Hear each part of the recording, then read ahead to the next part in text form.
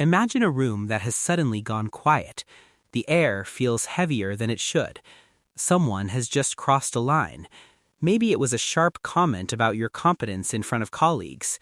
Maybe it was a sarcastic jab at your intelligence. Maybe it was a dismissive remark from someone you believed respected you. And in a split second, your body reacts before your mind finishes the sentence. Your chest tightens. Heat climbs your neck.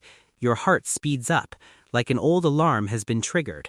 Your system floods with adrenaline and cortisol, and your brain presents two familiar exits. Strike back with a sharper blade, or go silent and swallow the humiliation. Most people spend their lives swinging between those two poles, aggression or submission. They think strength means winning the argument. They think silence means losing. They treat dignity like a prize awarded to whoever speaks the loudest.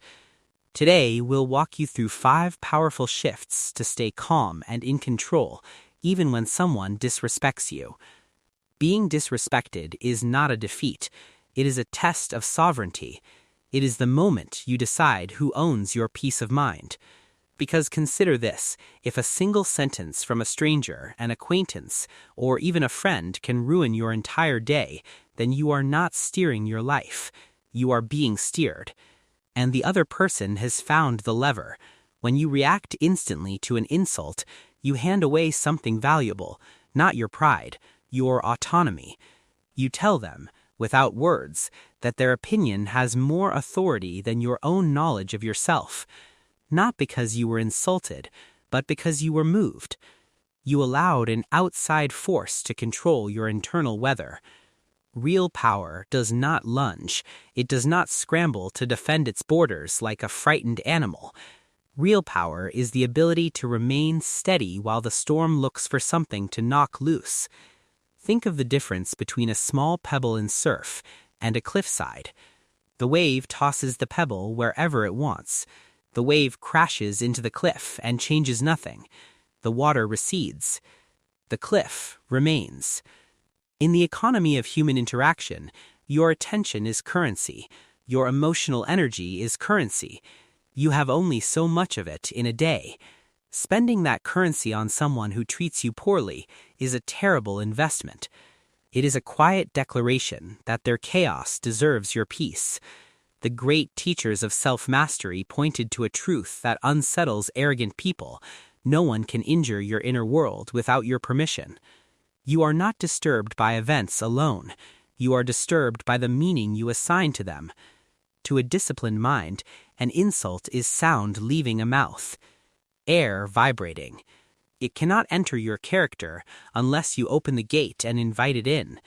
This is not passivity. It is psychological dominance. Your character is a fortress. The only person with the keys is you. And often, when someone tries to disrespect you, they are not revealing your weakness. They are revealing theirs. So let us separate 2 ways of living, the reactive and the sovereign. The reactive person is a mirror. Whatever energy is thrown at them, they throw back. If someone is rude, they become defensive. If someone is angry, they become angry. Their center moves with every push. The sovereign person has a center of gravity. They observe, they choose, they respond only when a response serves their values, and when it does not, they remain unmoved. If this idea resonates with you so far, take a moment to like the video, not just for the algorithm, but as a small commitment to becoming more intentional about how you respond to the world. Now, here are 5 ways to reclaim that sovereignty, starting in the exact moment disrespect lands. First, the objective pause. When the sting hits, your biology demands an immediate reply. Your amygdala, the ancient alarm system in your brain, screams for action. Do not obey it. Create a gap. 5 seconds is enough. That pause is not surrender. It is command. It changes the power dynamic immediately, because you are no longer living on the other person's timeline. You set the tempo. You decide the pace. In that pause, ask one question. Does this person's opinion have the power to change the truth of who I am? If a blind man insists the sky is green, you do not become angry at the color blue. You recognize a lack of vision. Disrespect is often a form of moral blindness. The pause keeps you as the observer, not the participant. You step out of the mud and onto the bank. You see the moment clearly, and clarity is power. Second, cognitive reframing. An insult is often an attempt to offload internal chaos.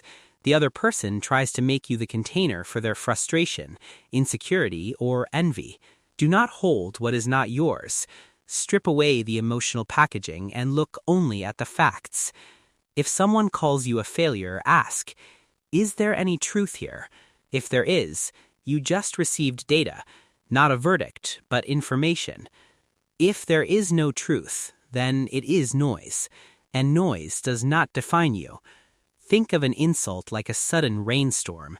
You do not argue with the sky. You decide what you will do with the weather. The insult is external. Your injury is optional. Third, the mirror of pity. A person who spends their energy diminishing others is not thriving. Secure, content people do not belittle. Belittling is usually a symptom: insecurity, envy, pain, or a hunger for significance. When you see that, anger can soften into detached compassion, not indulgence, not approval, clear-eyed understanding. Your calm presence communicates a silent message. I see what you are doing, and I refuse to participate. Fourth, sovereign silence. Many people believe silence means defeat. Often, silence is strength. Arguing grants the insult a seat at the table. Sometimes the most effective response is none at all. Hold steady. Return to your work. Continue forward. That communicates something profound. Your behavior does not deserve my energy. Silence forces the other person to sit with their own words. Fifth, the internal ego check. Sometimes the anger is not about the insult. It is about image. You fear looking small. You fear being misunderstood. You fear what others might think. But an image is not your identity. Real dignity comes from agency, acting with integrity whether people applaud or criticize. Use disrespect as a diagnostic. Am I becoming addicted to approval? Am I giving strangers authority over my self-worth? If the answer is yes, the moment is medicine. None of this is about becoming cold. It is about becoming skilled. When heat rises, breathe. Notice your hands. Drop your shoulders. Let your nervous system know you are safe. Because the urge to win the exchange can be a trap. You win the moment you choose character over ego. Dignity is not handed to you by others. It is maintained by you. As you move through the world, people will test you. Do not treat these moments as threats. Treat them as training.